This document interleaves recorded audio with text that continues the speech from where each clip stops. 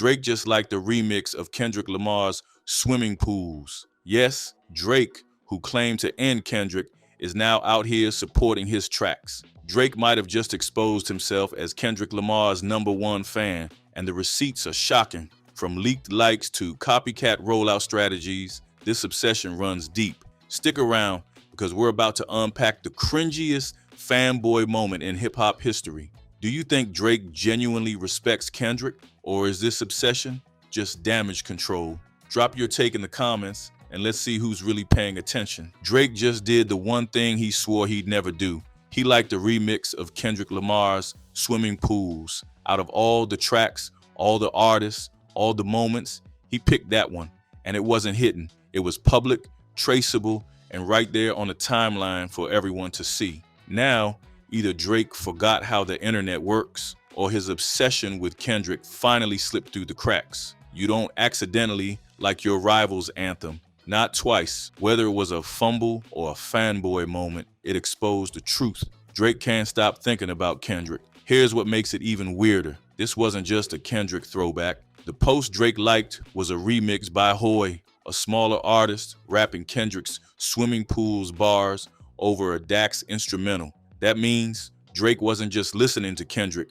he was tuned into the underground remixes of Kendrick. You know you're deep in the sauce when you're scrolling fan content of the man who ended you. This isn't beef, this is fixation. Drake didn't just stumble onto that clip, he was watching fan interpretations of Kendrick's music. That's not a rivalry, it's a rabbit hole. For years, Drake's whole image has been built on brushing off Kendrick like he wasn't even worth the energy. He's thrown subs, changed narratives, and pretended the rivalry ended on his terms. But here's the problem. When you publicly acknowledge someone, even with a tap of a thumb, you reveal who's living in your head rent-free. That single like did what entire diss tracks couldn't. It put Kendrick back in the driver's seat of the conversation. Denial makes noise. Obsession makes mistakes. Before we proceed, hit that like button, subscribe to the channel. Thanks. In his recent Complex interview, Drake casually used the phrase, "What did I miss?" A sentence that just happens to be one of Kendrick Lamar's most iconic thematic ties. Coincidence? Maybe, but context matters. Right now, Drake is in an era of retrospection, scrambling for relevance, and suddenly he starts speaking in Kendrick code. That's influence leaking out under pressure. When you spend too long studying your competitor, you start sounding like them without even realizing it. Borrowed language reveals buried influence. You can't erase an artist from your mind if you've made them your reference point. Be careful who you study. You may become their echo. Not too long ago, Drake mocked Kendrick fans for being too deep, clowning them for finding meaning in music, videos, and lyrics. Now suddenly, he's praising sleuth energy. Suddenly, he wants fans to analyze clues and theories like it's a rap version of Inception. Be serious. Drake didn't invent this lane. Kendrick made it iconic. And now, Drake wants the benefits of a thinking man's fan base without putting in the work. You can't fake depth with vague metaphors and spooky lighting. If you mock a method, don't copy it when you're desperate. Drake's Iceman rollout didn't come out of nowhere. It's a watered-down replica of Kendrick's playbook.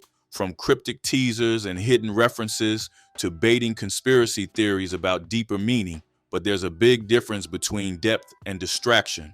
Kendrick earns engagement with substance. Drake throws smoke and calls it fog. He's mimicking Kendrick's blueprint, but without the bricks. You can't build legacy off someone else's scaffolding. This isn't innovation, it's imitation wrapped in insecurity. And worse, it's not even working. Inspiration without originality is just bootlegging with better lighting. Drake's new rollout reeks of someone who skimmed a Kendrick Lamar book and tried to fake an A+.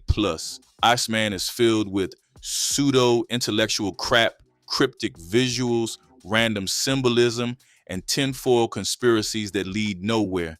But here's the catch. Kendrick's art house style works because there's real thought behind it. Drake just throws paint at the wall and calls it vision. His fans are being baited into believing there's depth when it's really just distraction. Surface level chaos doesn't equal layered genius. This isn't evolution, it's desperation. If you want to be profound, start with a point. Let's not forget, Drake literally rapped against intellectualism and family matters. He clowned Kendrick fans for being too academic, mocked rap as a history class, and presented ignorance as brand identity. That was the campaign. But now, he's begging fans to dig deeper into his music, watch fan-made documentaries, and treat Iceman like a thesis project. You can't trash critical thinking on wax and then ask for it on rollout. You can't flip-flop from frat boy to philosophy major overnight. Drake's anti-thinker bars aged like milk, and now he's drinking it himself. Never weaponize ignorance if you'll need intelligence. Here's the most humiliating part of all this. Drake didn't just steal Kendrick's blueprint, he still failed with it. Even with the roadmap, the mystery drops, the fan lore bait, Iceman has no buzz, no cultural traction, no replay value. It's Kendrick's strategy with none of the soul. And when you copy someone's genius and still come up short, that's not inspiration. That's creative bankruptcy. He had the answers and still flunked the test. Copying the vision doesn't mean you inherit the talent. If you're still with me, shout out to you, because you're clearly not just another surface level listener. Smash that like button, hit subscribe, and drop your favorite Kendrick lyric in the comments below. Let's see how many Drake stans secretly know the words too. And don't go anywhere, because what happens next is even messier. Drake thought he was playing 4D chess when he framed Not Like Us as an industry plant. He leaned into conspiracy talk, bot accusations, fake boosts, AI manipulation. But the irony? That energy only made Kendrick more legendary. Fans didn't reject it, they ran with it. They turned the conspiracy into lore. Now, Kendrick's diss isn't just a hit, it's a historic event wrapped in myth. The smear campaign became a superhero origin story. You can't assassinate a character already mythologized. It only makes him stronger.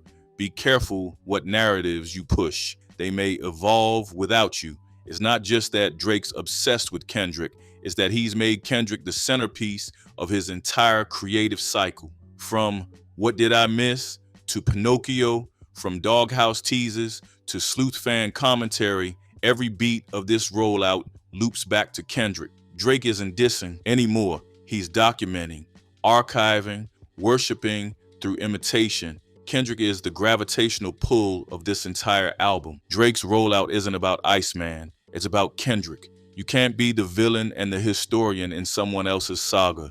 When your art centers around your rival, it's no longer yours. Drake didn't study Kendrick Lamar. He skimmed the cover and tried to wing the test. He picked up the aesthetics, but missed the architecture. Kendrick builds worlds. Drake throws buzzwords and hopes for theories. Kendrick's music invites investigation. Drake's rollout demands it just to make sense. And worst of all, the fans who used to clown Kendrick heads are now treating Drake like he's suddenly profound. Drake plagiarized the cheat sheet and still got an F. You can't photocopy genius and expect to pass for a visionary. Kendrick didn't just beat Drake, he outclassed him. Not Like Us wasn't a diss, it was an execution. It became the most viral rap song of the decade, crushed streaming records, unified the culture, and left Drake scrambling for answers. In response, Drake didn't drop heat. He dropped What Did I Miss and tried to distract us with vibes and riddles. But when your opponent makes history, no smokescreen can hide your silence. You can't eclipse a moment that redefined rap.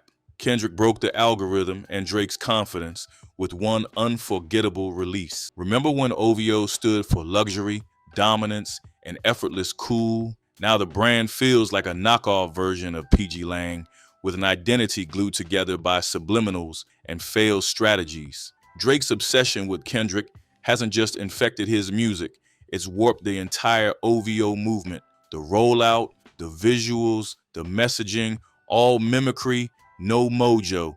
His crew can't lead because they're too busy copying the guy who beat them. This isn't just admiration, it's fear in disguise. Kendrick embarrassed Drake publicly, intellectually, musically, and ever since, Drake's been spinning, chasing, replicating. He's clinging to Kendrick's methods not out of respect, but survival. If Kendrick shaped the culture, Drake wants to survive inside it. But here's the catch. Fear doesn't create, it reacts. And Drake's every move since Not Like Us has been pure reaction. Obsession is just fear dressed as fascination. Drake isn't strategizing, he's spiraling. Kendrick cracked his formula and his pride, a rap icon slowly unraveling, not from pressure, but from obsession. Drake didn't just lose a rap beef, he lost control of the narrative, his brand, and his own creative identity. And the craziest part, he did it by proving Kendrick right at every turn. The fan line wasn't just a diss, it was a diagnosis. And Iceman is the meltdown we were promised. This has been Celebrity Unraveled, out.